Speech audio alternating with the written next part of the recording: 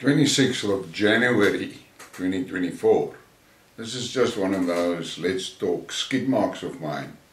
I want to mention a few things that people should really take note of.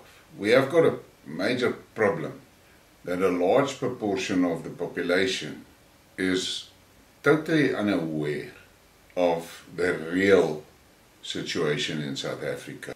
All these millions of youngsters that run around and follow Malema and cheer for him and things like that, they are totally oblivious of the realities of South Africa. For a state to claim that it is in control of a country, that state must sit on top of a solid civil service structure, because that is how they serve the people of the country.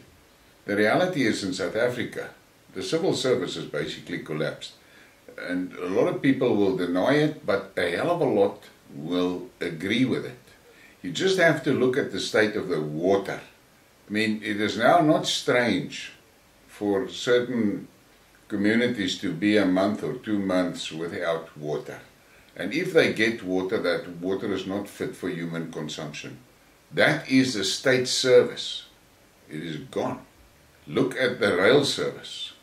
The rail service is gone, basically.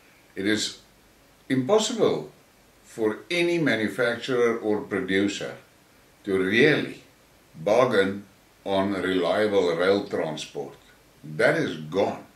Then you go and look at the fiasco at Home Affairs. Whenever you want to go there, you will be in queues that are so long that you cannot imagine that you will ever get service there. If you look inside the buildings, there are people sitting around doing nothing. Most of them are incapable of servicing you because they don't have the skills or the ability to service you. Then there is a constant, then this computer is down, then there's no paper, then there's that. You go to the hospitals, people are lying on the floors in the passages dying because there is no service there. I can continue along this, but that is just to confirm my statement that a state needs the solid support of a performing civil service to claim that they are still in charge. Then you go and you look at the levels of corruption. These government officials in the high positions, they are so involved in stealing from the state coffers. They don't care whether the services that they are supposed to look after is done. Then you go and you look at what's happening in the towns. The town councils and so forth are non-functioning basically all over the country. Yeah, in the Western Cape it's different, but in the rest of the country, town councils are not functioning. Plus those council members get obscene salaries and perks and you know what. So none of the taxes that are actually collected could ever be applied to bring benefits to the taxpayers. So it has become a dead-end street for the normal people. I pay my taxes, I get nothing for that. And those taxes are high, but I get nothing for that. Then for my security, I have to pay for a private security company. When it comes to transport, I have to get private transporters to transport my products. And my goods are on trucks that are being hijacked, are being robbed, are being pillaged. There's no real law and order still active in South Africa. Then the ANC went to the ICJ, and that was a farce. What people need to ask themselves is who financed that expedition. But they go and then they make statements that the Israeli government is cutting the people's water and electricity off. Now, the ridiculous part is that in South Africa, that is what the ANC is doing daily. Then you look at 89, 90 people per day that are being murdered in the country. If you look at the annual figure, it is a massive figure. It's a wartime figure. But the ANC can stand in front of the ICJ and accuse Israel of these things. And here, the South African, the local citizens, what do? They cheer these people and they wave Palestinian flags and they think, yeah, they're very good and very cool. The reality is, Moses 6 verse 6 is in full operation in South Africa. Moses 6 verse 6 says, stupid people must suffer. Then we look at what happened in Groblersdal during the week at that bail hearing that was aborted.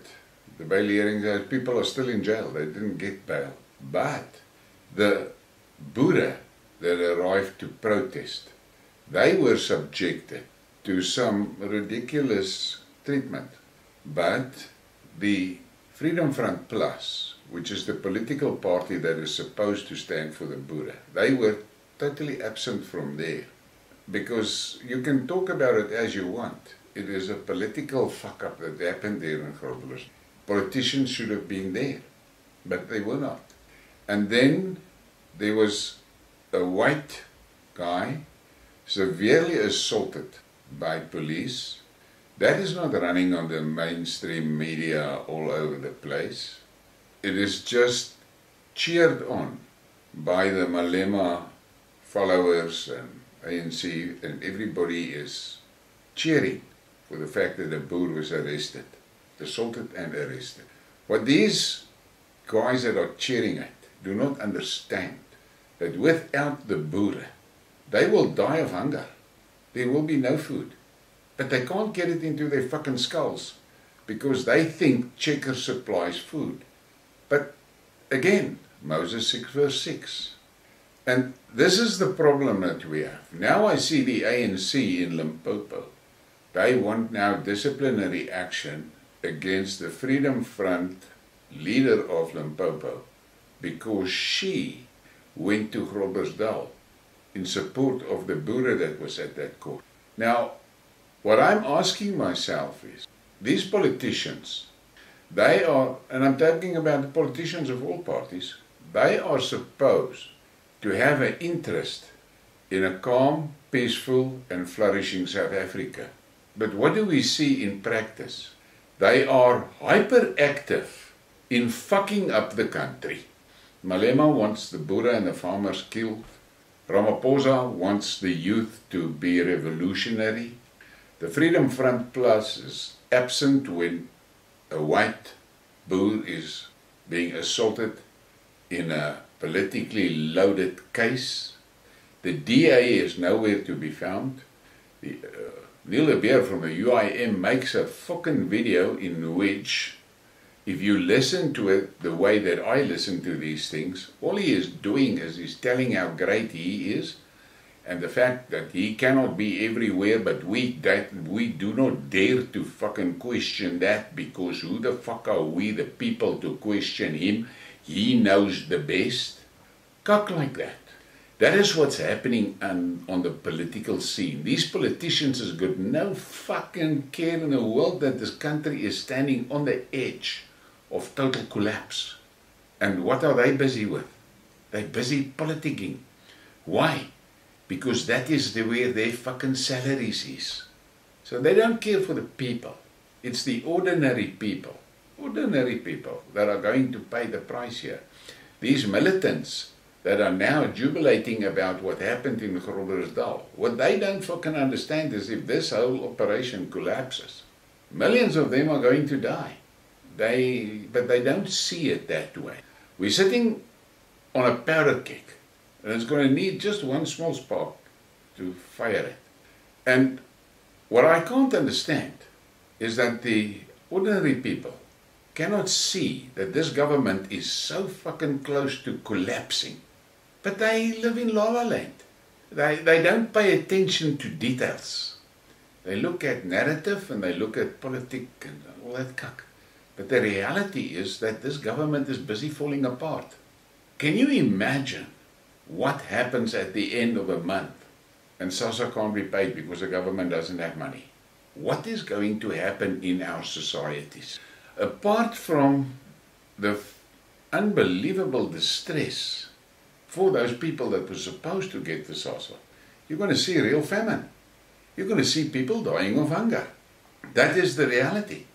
But it seems to me that people is not able to appreciate that. Now you're going to say, yeah, but sasa can't fall. Look at the reality. The fucking government is bankrupt.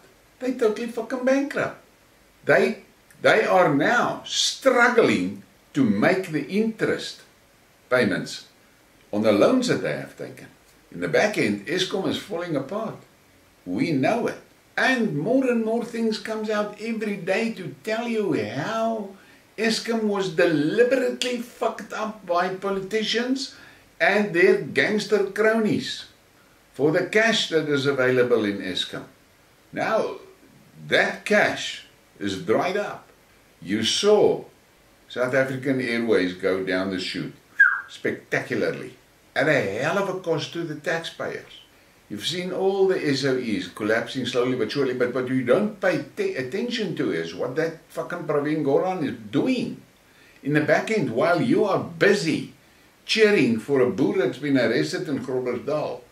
They are busy with slippery, slidily fucking moves to get these government assets into private hands.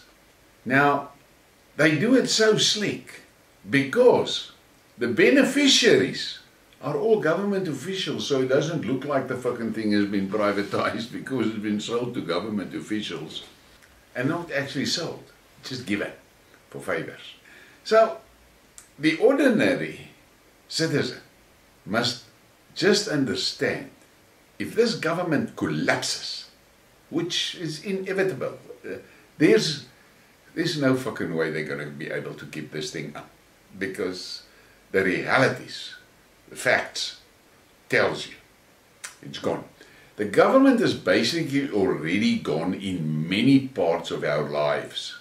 Look at the role of private security in our lives. Look at the role of private medicals in our lives. Look at the role of private citizens trying to keep towns going.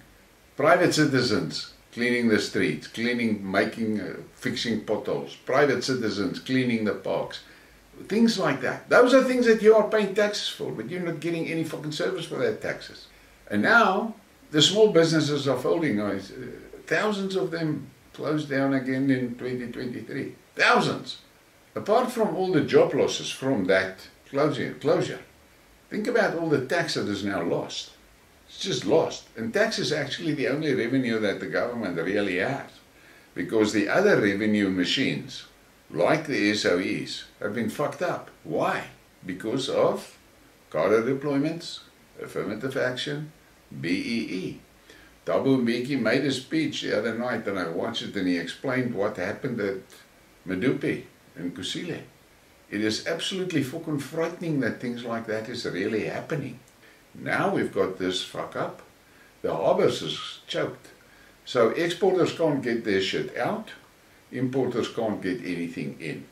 Who is going to pay for it? The consumer and the fucking workers. They will pay for it. But still you keep on cheering for these politicians. Now, Malema can stand on a stage and give a big fucking mouth.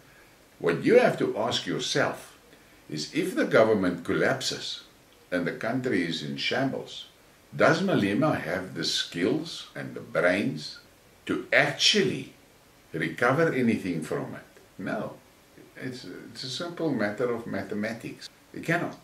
So, when this government collapses, the chaos is going to be enormous.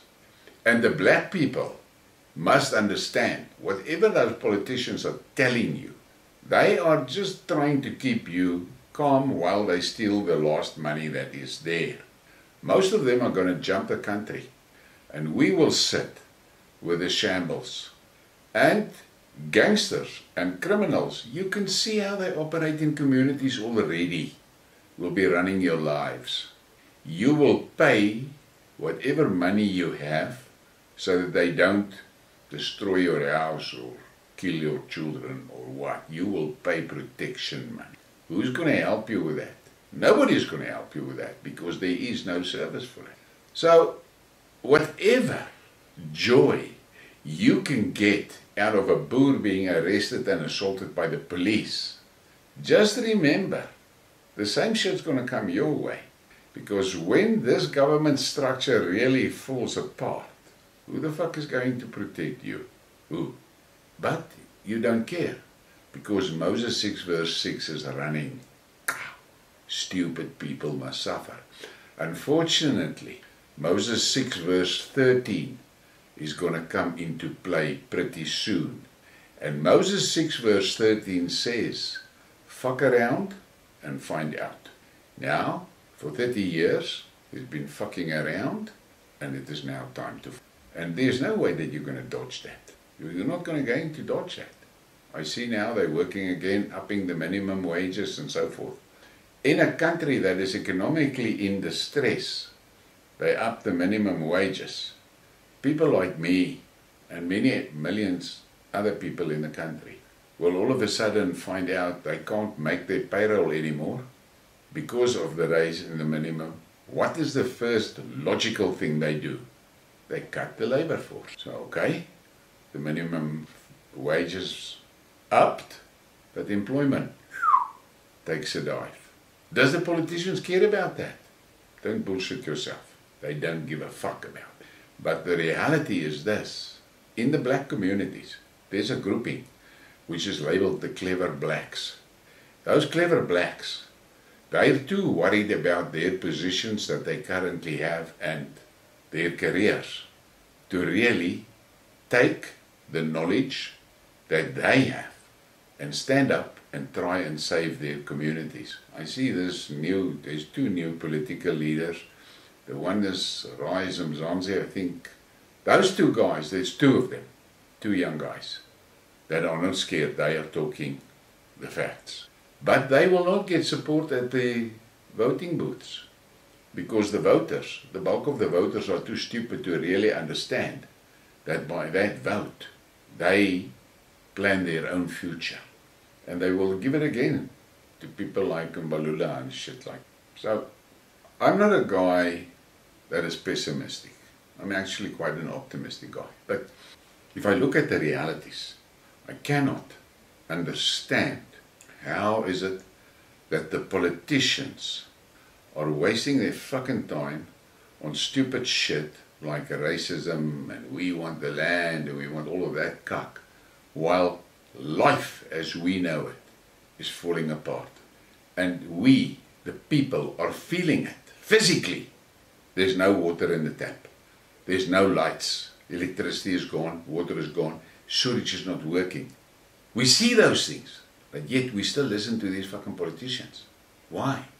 It is as if we have accepted that we deserve to be treated like garbage. Milking cows just to pay taxes so that the politicians can get big salaries. That is the big problem that we have in South Africa. Now I see this shit shot pack of John Steenhuisen. It is a farce. It is a great fucking show. All they are planning, that DA is planning to destroy the small parties that are flocking to them to help them. These small parties will be swallowed. They will be chewed and be spit out, some of them. That's a big fucking problem. But the voters' public is actually quite excited by that kite. That kite is not going to fly. You know that. If you look at the history, just look at the history. Look at what's happening, what happened in Joburg. That coalitions couldn't make it. Now look at the people. I see a speech where that mayor is standing at a place where there's a major fuck up with the water and with the fire, a building that burned down. Listen to him speaking. Why don't somebody take the fucker and go and do an IQ test on him and publish the IQ? No, they will not do that. Because the black population has been brainwashed into a place where they believe the dumbest people in the community must be in charge. The dumbest people must be in charge. And then when those dumb people fuck them up, they're surprised. The white communities has got a major problem themselves. They are without vision And they are falling around between parties. Why is that? Because there's no fucking party that actually has got clear, clean, proper principles. None of them is run on principles. All of them are talking about big shit dreams. That's not going to happen. So that is why we're looking at a situation that on the day that you're going to go to that voting booth, you're going to find that paper that you must vote in is going to be the size of a telephone book because there's 527,300 parties. What the fuck is that? That can go nowhere. But that is how XXX works. One of their main weapons in societies is division. That's their number one weapon. Get the societies divided. Divide them on race, divide them on culture, divide them on religion. And those three things will keep them going while XXX moves forward with its plans. But you need to understand, 28 million SASSA beneficiaries and about 3-4 million taxpayers. It is unsustainable. They can say what they like, they can tell you what they like. Cyril can be as happy as he wants to be with so many people on SASSA, and then he brags to it that South Africa is the country that pays the most SASSA's grants out. That is not something to brag about, because how are they going to sustain it? And I'm going to mention it again. If you are intellectually developed enough, go and Google what happened to Greece. I have a friend that stays on Cyprus, and he said to me, on the Friday night, he went to bed with around about 300,000 euros in his bank account. He's not retired though. That is the money that he and his wife must live off until the end of their days. 300,000 euros. On the Saturday morning, they couldn't access their banks by internet banking, and by midday, when the connections was restored, he only had 100,000 euros in his bank account. 200,000 euros were gone. And that was done to the whole population. 66% of whatever cash they had was taken. Now, can you imagine that? You're 75 years old. You've got 300,000 euros in the bank, and the next day you've only got 100. You are beyond the time that you can ever make money again so that you can support yourself. So that person is now doomed. For the rest of his life, he's going to struggle to put food on his table. That is what happens when fucking governments collapses. And that is what's going to happen to you here in South Africa. The same shit is going to happen here. The best part of it all is, all the government assets that has got any value has been given as security to creditors. You are so fucking concerned about privatization. Fuck that dream. Those assets are just going to be taken by XXX. And there's going to be nothing left. And we, the ordinary people, will be at the mercy of XXX. And we will have to pay to just stay alive. Don't forget that. It is now a weekend that you can think about these things. You must not forget, if this government collapses, and there's no reason to believe they won't collapse. I've told you, there's a document that is out that was published in October last year that explains in great detail how the state has already lost all rights to be called a state, because the citizens must provide the services that they need from the state themselves. I'm going to say again, private security.